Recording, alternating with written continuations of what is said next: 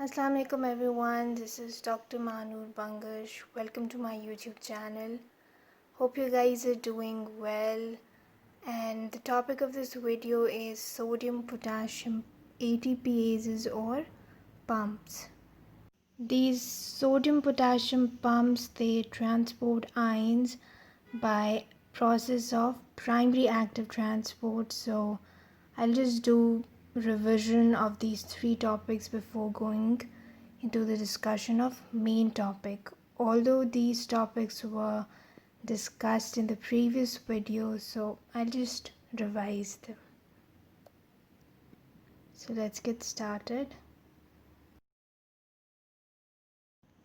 Primary active transport is defined as movement of molecules or ions across the cell membrane in combination with carrier protein against the concentration gradient using energy derived directly from the breakdown of adenosine triphosphate or the ATP. Okay, so channel is a transmembrane protein which moves the molecules or ions down the concentration gradient without utilization of energy. This diagram here shows lipid bilayer and a transmembrane protein which is functioning as a channel. On this side we have more concentration of molecules, and on this side the concentration is less. So what a channel does is that it will transport these molecules or ions from high concentration towards the low concentration area, and during this process no energy is utilized. Whereas if you want to move these molecules from low concentration towards the high concentration, then that cannot be done by a channel. For that function we have pumps. So pump is a transmembrane protein that moves molecules or ions against the concentration gradient and by utilizing energy. This diagram shows the lipid bilayer and the protein functioning as a pump. On this side the molecules or the ions are in greater concentration, and on this side low concentration. So what pump does is that it moves these molecules or ions from low concentration towards the high concentration area, and during this process energy is utilized, and that energy is basically used by these proteins in order to move these molecules against the concentration gradient.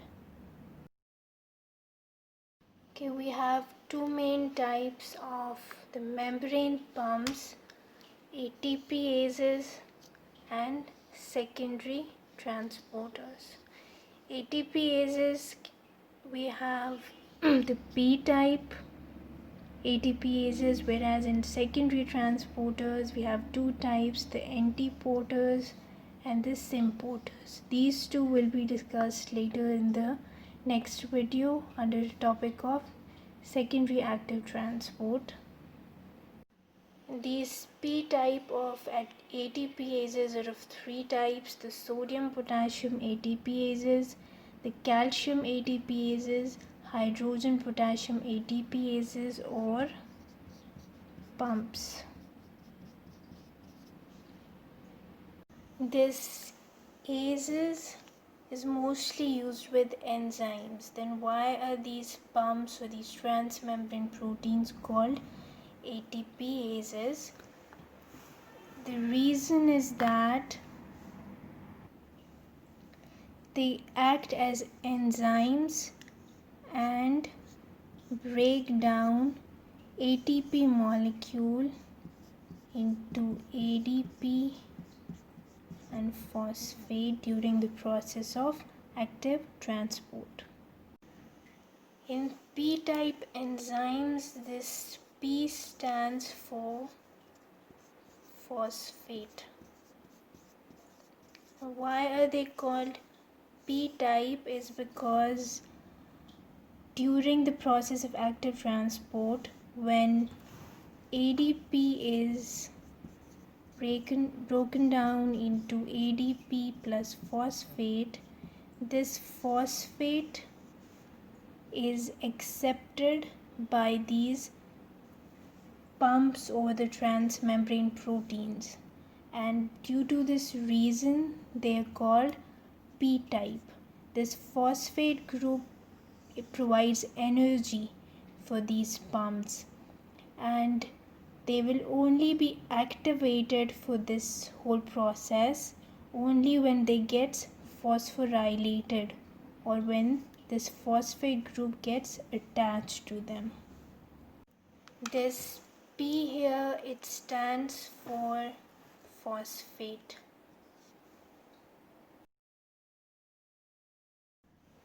His sodium potassium ATPases or pumps is defined as a transmembrane protein that moves 3 sodium ions outside the cell and 2 potassium ions inside the cell by using energy directly from the breakdown of ATP. Okay, this is just a general diagram showing the lipid bilayer, the transmembrane protein, which functions as the sodium potassium pump.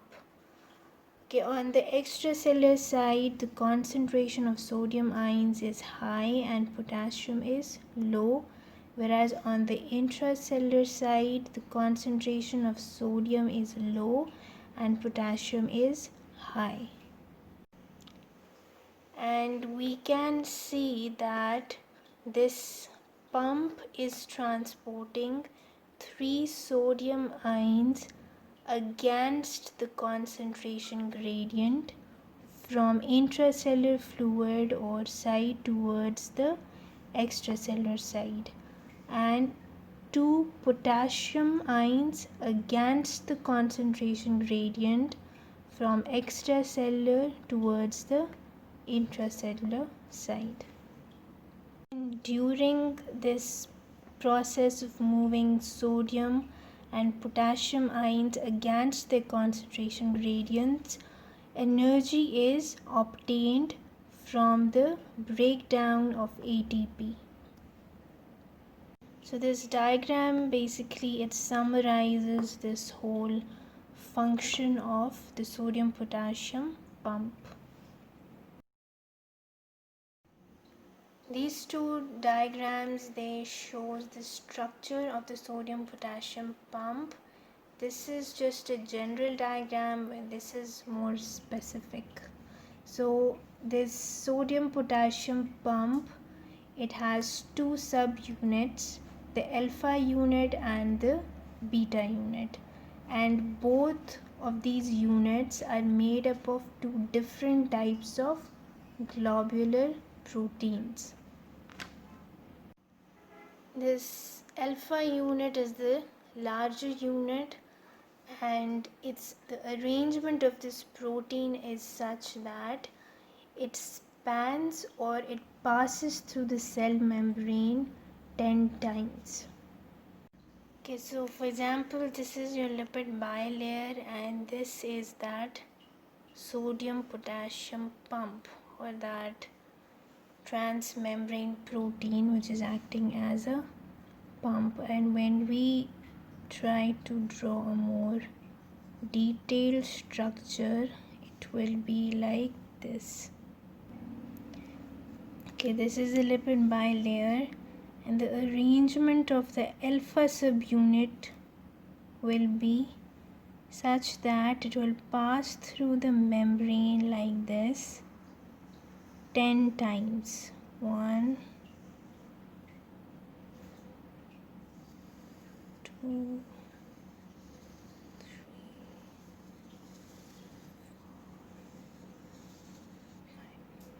3, 1, 2, 3, 4, 5, 6, 7, 8, 9, 10. It's like this. This is 1 time, 2, 3, 4, 5, 6, 7, 8, 9, 10. So this alpha subunit have different binding sites. 3 binding sites for sodium, 2 binding sites for potassium. There's a site for the phosphate group and for ATP. These 3 are the binding sites for sodium. These are the binding sites for potassium. This is the binding site for phosphate, whereas for ATP it's somewhere here on the inside near these sites for sodium. So the inside of protein near sodium binding sites, the ATP activity will occur, whereas the function of this alpha subunit is the breakdown of ATP and movement of sodium and potassium ions, which shows that this alpha subunit is that active part of this pump which is performing all the functions. Okay, we know very little about this beta subunit, but we know that it is smaller than the alpha unit, and its arrangement in the membrane is such that it spans or it passes through the membrane only 1 time, like this. See, this is the lipid bilayer, and this is the beta unit passing through membrane like a snake only 1 times, whereas the alpha subunit, it passes through the membrane 10 times. So this is the difference. And the function of this beta subunit is that it will transport alpha subunit from the site of protein synthesis to the cell membrane. It does the folding of alpha subunit and anchorage of the alpha subunit in this lipid bilayer or the cell membrane. These are the different properties of the sodium potassium pump or sodium potassium ATPases. One is that it is an enzyme because it catalyzes or it acts as an enzyme and breaks down ATP into ADP and phosphate. It is P-type because it accepts the phosphate group which is released by the breakdown of ATP, and it is a pump because it will move 3 sodium ions into the cell and 2 potassium ions out of the cell. It is also called an electrogenic pump.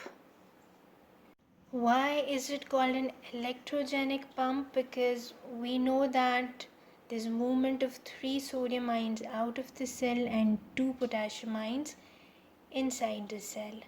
Since there's 3 sodium and since there's loss of 3 sodiums from the cell and there's a gain of 2 potassium by the cell, the loss of 2 sodium ions is compensated by the gain of 2 potassium ions. So there's a net loss of 1 sodium ions. And this loss of 1 sodium ion from inside will make the inside of the membrane negative or less positive compared to the outside of the membrane or outside of the cell, because it has more because there are more sodium ions. So this concentration difference of ions will create a potential difference. That's why it is also called an electrogenic pump, because it is not only transporting ions, but it is also creating a potential difference. Okay, so how does this sodium potassium pump works? This is the diagram of the alpha subunit. It has 3 domains or binding sites for sodium, 2 for potassium, for phosphate, and for the ATP. Okay, so as you can see, the opening of this protein is towards the inside of the cell or inside of the membrane, and what happens is that ATP, it gets attached to its binding site. 3 sodium ions will enter into this protein or this unit, and they will bind or attach to their binding sites or these domains. Okay, so the moment these ions gets attached to their binding sites, ATP is broken down into ADP and phosphate, and this terminal phosphate is released. This phosphate will bind to its domain. And now this pump is phosphorylated. It gets activated, and as a result, conformational changes will occur. This side of the protein, which is towards the extracellular side, will start moving away from each other. It will open out, whereas this side, which is towards the intracellular side, these two will start moving towards each other, and as a result we get this type of conformation. So after conformational changes, the opening of this protein or your pump will be towards the outside of the cell. Now this protein or your pump, it loses its affinity for sodium ions, and as a result sodium ions gets detached from their domains and they're released in the extracellular fluid. And at the same time, this protein or pump has more affinity for potassium ions. So potassium ions will move inside and they'll bind to their domains or these binding sites. This phosphate group will be detached from its binding site and will be released. This will initiate further conformational changes. This side of the protein or the pump will close. These two parts will move towards each other, and this side will open. It will move away from each other. As a result, we get this type of conformation or shape. Okay, so now the opening of this pump is towards the inside of the cell. This pump loses affinity for potassium ions and they are released into the cell, and after this step 1 will be repeated. So in one cycle, the sodium potassium pump will transport 3 sodium ions out of the cell and 2 potassium ions into the cell. These sodium potassium pumps have a very important function. They control the cell volume and prevents the lysis of the cell as a result of increased volume. Okay, inside the cell we have large number of proteins or molecules that cannot go out of the cell, and most of them are negatively charged, so they will attract positive ions, large number of ions, and will cause them to enter into the cell through channels. Now, if large number of these positive ions will enter the cell, then cell will become more concentrated as compared to outside of the cell, and this will initiate, or this will result in osmosis of water into the cell. As we can see, this cell is more crowded, it's more concentrated, has large number of these proteins, potassium and sodium ions. So this will cause large number of water molecules to enter into the cell through osmosis. And if this process occurs and is unchecked, like if as a result of it cell will swell out. These red arrows, they shows the direction of enlargement of the cell or swelling of cell as a result of increased volume. And if this movement of water and ions into the cell continues for some time and is not checked by the body, or is not stopped by the body, then eventually this will result in bursting of the cell, leading to cell death. So for this purpose, we have sodium potassium pumps in our body.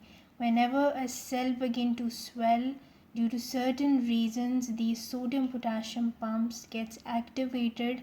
They move ions out of the cell. As a result, the inside of the cell gets less concentrated, due to which water will also move out of the cell by osmosis.